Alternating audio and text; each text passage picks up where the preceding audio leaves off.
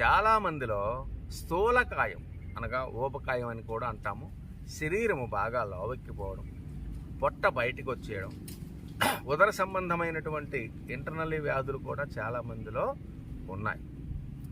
కడుపు ఉబ్బరము, కడుపులో గుడగుడ ధ్వని రావడము, నిద్రపోతుండేటప్పుడు కూడా కడుపులో డిస్టర్బెన్స్ రావడము, తినేది జీర్ణం కాకపోవడము, కడుపు పెట్టు కట్టినట్టుగా ఉండడము, శరీరము మందంగా పెరగడము, బద్ధకముగా ఉండడము, ఇటువంటి విషయాలన్నిటికీ కూడా ఈరోజు మనము చక్కనైనటువంటి ఔషధాన్ని సింపుల్గా తయారు చేసుకుందాం.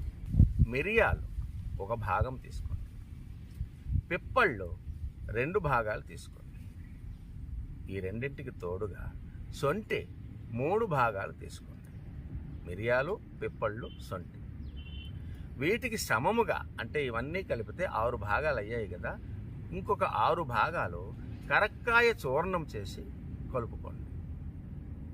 మీకు బీపీ లేనటువంటి వాళ్ళైతే ఉప్పు వేసుకోవచ్చు, లేదా సైంధవ లవణం కానీ సౌవర్చ లవణం కానీ ఈ మూడింటిలో ఏదైనా తీసుకొని అందులో మీకు నచ్చినంత, మీకు రుచికి కావలసినట్లుగా ఉప్పు వేసుకొని ఈ మొత్తం చూర్ణాన్ని రోజుకి చెంచాడు చొప్పున గోరువెచ్చని నీళ్ళలో, కొంచెం వేడిగా ఉంటే మంచిది, వేసుకొని ఉదయము సాయంత్రము తాగండి. భోజనానికి ముందు 1 గంట ముందు.